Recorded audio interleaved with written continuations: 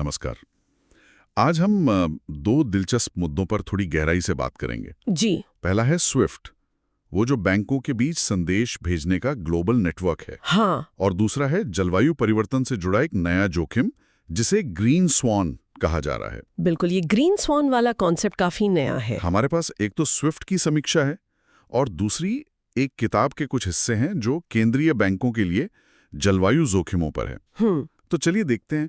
कोशिश ये समझने की है कि ये मतलब एक फाइनेंशियल मैसेजिंग नेटवर्क और क्लाइमेट चेंज ये वैश्विक वित्त और उसकी स्थिरता से कैसे जुड़े हैं। सही। शुरुआत स्विफ्ट से करते हैं। सही। Society for world wide interbank financial telecommunications, पूरा नाम तो यही है। हाँ, और ये समझना बहुत जरूरी है कि स्विफ्ट खुद पैसे नहीं भेजता।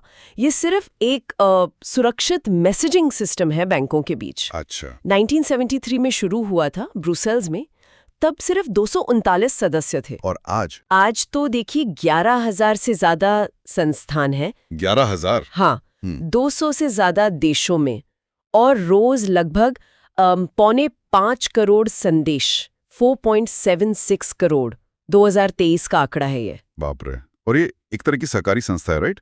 मतलब सदस्य ही मालिक हैं। बिल्कुल, सदस्य स्वामित्व वाला सहकारी संगठन, और इसकी निगरानी G10 और दूसरे बड़े केंद्रीय बैंक करते हैं ताकि सब ठीक रहे। पर ये ठीक से काम कैसे करता, मतलब प्रक्रिया क्या है? देखिए, सब कुछ स्टैंडर्डाइज्ड है। बैंक स्विफ्ट नेट पर मानकीकृत संदेश भेजते हैं, जैसे फिन फॉर्मेट। ओके। हर बैंक का अपना एक यूनिक कोड होता है, स्विफ्ट या BIC कोड, 8 या 11 अक्षर का। तो भेजने वाला बैंक संदेश भेजता है स्विफ्ट को, स्विफ्ट उसे सुरक्षित तरीके से पाने वाले बैंक तक पहुंचाता है। और पैसा फिर बैंक आपस में सेटल करते हैं। उसके लिए वो अपने संबंधदाता बैंकिंग रिश्तों का इस्तेमाल करते हैं। स्विफ्ट सिर्फ संदेश पहुंचाता है। अच्छा, यानी पैसा असल में स्विफ्ट के नेटवर्क पर नहीं चलता? बिल्कुल नहीं, सिर्फ जानकारी, सिर्फ संदेश। अगर दो बैंकों का सीधा रिश्ता ना हो तो बीच में मध्यस्थ बैंक आ जाते हैं। समझ गया। और वो मनी लॉन्ड्रिंग वगैरह रोकने के लिए भी कुछ होगा? हाँ, उसके लिए भी खास संदेश फॉर्मेट्स हैं, जैसे MT202 COV। इसमें भेजने वाले और पाने वाले दोनों की पूरी जानकारी देनी होती है। तो इसकी ताकत, तो इसकी पहुंच हुई पूरी दुनिया में, और सुरक्षा भी वो CSCF फ्रेमवर्क आपने बताया। हाँ, पहुंच, मानकीकरण, सुरक्षा, ये सब इसकी ताकत है। लेकिन इसकी कुछ सीमाएं भी हैं। जैसे? एक तो ये महंगा हो सकता है। ट्रांसफर फीस $15 से $50 तक जा सकती है, और अगर करेंसी बदलनी हो तो फॉरेन एक्सचेंज स्प्रेड भी 3 से 6% तक हो सकता है। ओह, और धीमा भी हो सकता है शायद। हाँ, खासकर अगर कई सारे मध्यस्थ बैंक बीच में हो तो थोड़ा समय लग सकता है, और अंतिम ग्राहक को अक्सर पता ही नहीं चलता कि कुल लागत कितनी आई। लेकिन इसमें सुधार भी तो हुए हैं। मैंने स्विफ्ट GPI के बारे में सुना है। हाँ, बिल्कुल। 2017 में GPI मतलब ग्लोबल पेमेंट्स इनोवेशन आया। उससे स्पीड और पारदर्शिता काफी बढ़ी है। कितना तेज? दावा है कि आधे से ज्यादा भुगतान 30 मिनट के अंदर हो जाते हैं। ये तो काफी अच्छा सुधार है। और 2021 में स्विफ्ट गो भी आया। वो छोटे बिजनेस के कम वैल्यू वाले लेन देन के लिए है।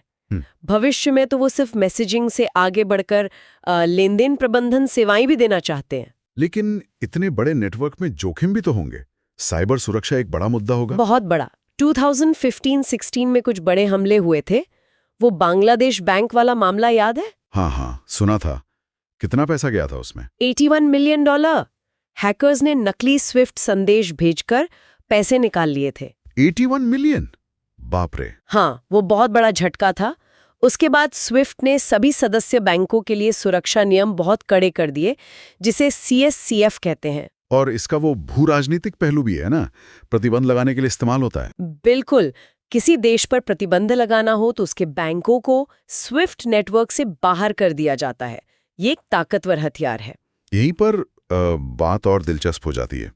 ये स्विफ्ट जैसा स्थापित सिस्टम और दूसरी तरफ जलवायु परिवर्तन जैसे नए बड़े पैमाने के जोखिम, ये जुड़ते कैसे हैं?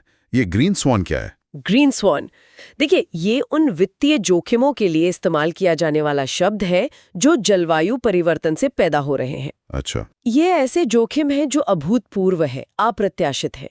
जैसे भयंकर मौसम की घटनाओं से होने वाला नुकसान, ये हुआ भौतिक जोखिम। या फिर मान लीजिए अचानक से कार्बन टैक्स लग गया या नई नीतियां आ गई तो जीवाश्म ईंधन वाली कंपनियों की वैल्यू एकदम गिर सकती है। इसे कहते हैं संक्रमण जोखिम। ओके। और ये जोखिम इतने जटिल है, इनमें इतनी अनिश्चितता है कि हमारे जो पारंपरिक वित्तीय मॉडल है वो इन्हें ठीक से पकड़ नहीं पाते। ये अगला बड़ा वित्तीय संकट ला सकते हैं। तो मतलब जो केंद्रीय बैंक स्विफ्ट जैसे सिस्टम की स्थिरता देखते हैं, वो अब इस जलवायु परिवर्तन को, इस ग्रीन स्वॉन को अपनी जिम्मेदारी यानी वित्तीय स्थिरता के लिए खतरा मान रहे हैं। वो मार्क करने की क्षितिज की त्रासदी वाली बात। सही कहा।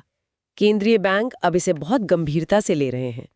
उन्हें भविष्य को ध्यान में रखकर विश्लेषण करने की जरूरत है, सिनेरियो बनाने की जरूरत है। पर ये मुश्किल होगा। हाँ, क्योंकि इसमें अनिश्चितता बहुत ज्यादा है, डीप अनसर्टेनिटी, और केंद्रीय बैंक अकेले से संभाल भी नहीं सकते। तो समन्वय जरूरी है। सरकारें, प्राइवेट सेक्टर, रेगुलेटर, सबको मिलकर काम करना होगा। स्रोत में 5 C's का जिक्र है जो इसी कोऑर्डिनेशन, कंट्रीब्यूशन पर जोर देता है। तो मतलब ये हुआ कि एक तरफ ये स्विफ्ट जैसा अहम ग्लोबल नेटवर्क है जिसकी देखरेख केंद्रीय बैंक कर रहे हैं, और दूसरी तरफ वही केंद्रीय बैंक अब इन ग्रीन स्वान जैसे विशाल अनिश्चित जलवायु जोखिमों से जूझ रहे हैं जो उसी सिस्टम को हिला सकते हैं। बिल्कुल, बात यही है कि वित्तीय स्थिरता और जलवायु स्थिरता, ये दोनों अब एक दूसरे से गहराई से जुड़ गई हैं। ये दोनों ही पब्लिक गुड्स हैं। कैसे? देखिए, जलवायु परिवर्तन से अगर कोई बड़ी आपदा आती है, बाढ़, सूखा या अचानक नीतियों में बदलाव से कंपनियां डूबती हैं, तो उसका सीधा असर उस वित्तीय प्रणाली पर पड़ेगा जो SWFT जैसे नेटवर्क पर टिकी है। और दूसरी तरफ हमें वित्तीय प्रणाली की जरूरत है ताकि हमें कम कार्बन वाली अर्थव्यवस्था की तरफ बढ़ सकें, उसमें निवेश कर सकें। स्थिरता को फाइनेंस और अकाउंटिंग में कैसे जोड़ा जाए, ये एक बहुत बड़ी चुनौती है। तो अगर संक्षेप में कहें, SWF वैश्विक वित्त की रीढ़ है अपनी ताकतों और कमजोरियों के साथ, और अब जलवायु परिवर्तन के ग्रीन स्वॉन जोखिम उभर रहे हैं जो उस वित्तीय स्थिरता के लिए एक नया बड़ा खतरा है जिसे केंद्रीय बैंक बचाने की कोशिश करते हैं। बिल्कुल। और यहाँ एक सवाल शायद सोचने के लिए छोड़ सकते हैं हम, कि जब हमारे मौजूदा रिस्क मॉडल इन जटिल जलवायु चुनौतियों को पूरी तरह समझ नहीं पा रहे, तो वित्तीय निगरानी और अंतर्राष्ट्रीय सहयोग को सिर्फ संकट आने पर प्रतिक्रिया देने से आगे कैसे बढ़ना होगा।